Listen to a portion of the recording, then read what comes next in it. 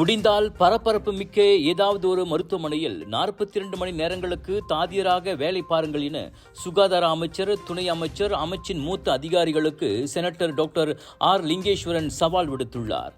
Shift முறையில் பணியாற்றும் தாதியர்களுக்கான குறைந்தபட்ச வேலை நேரத்தை வாரத்திற்கு 42 மணி நேரத்திலிருந்து 38 மணி நேரத்திற்கு குறைக்கும் தனது பரிந்துரையை வலியுறுத்திய போது மேலவையில் நேற்று அவர் அச்சவாலை விடுத்தார்.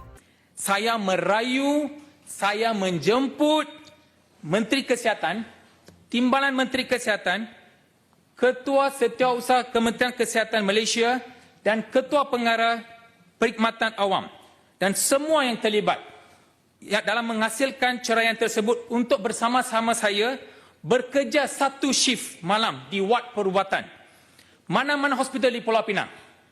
Satu shift malam saja.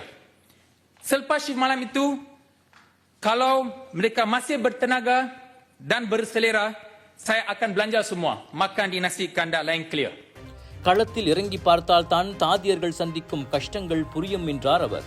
அச்சவாலை ஏற்று இரவு நேர ஷிப்டை வெற்றிகரமாக முடித்து இன்னமும் தெம்போடு இருந்தால் உங்களுக்கு நான் நாசிக்கண்டார் வாங்கி தருகிறேன் என லிங்கேஷ் சொன்னார்.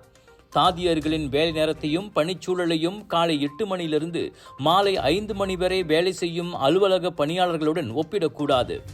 வாரத்திற்கு 40 மணி நேரத்திற்கும் அதிகமாக வேலை செய்யும் தாதியர்கள் நோயாளிகளை பராமரிப்பதில் தவறு செய்ய 2 மடங்கு அதிக வாய்ப்பிருப்பது பிரிட்டனில் மேற்கொள்ளப்பட்ட ஆய்வில் தெரிய வந்துள்ளது. 40 மணி நேரத்திற்கு மேல் பணியாற்றும் தாதியர்கள் மத்தியில் ஊசி போடும்போது காயம் விளைவித்தல் மற்றும் தவறான மருந்து கொடுத்தல் போன்ற சம்பவங்கள் 28 விழுக்காடு அதிகரித்துள்ளதாக இன்னொரு ஆய்வு கூறுகிறது. நீண்ட நேரம் கண் விழித்து பணியாற்றுவதால் தூங்கி விழுவது, தூக்க கலக்கத்தில் வாகனம் ஓட்டுவது, வேலையில் கவனமின்மை போன்ற பிரச்சனைகளுக்கும் ஆளாவது ஆய்வுகளில் கண்டறியப்பட்டுள்ளது. எனவே இது போன்ற முக்கிய கொள்கை முடிவுகளை எடுக்கும் முன் சம்பந்தப்பட்ட அதிகாரிகள் மேற்கண்ட அம்சங்களை நன்கு சீர்தூக்கி பார்க்க வேண்டும்.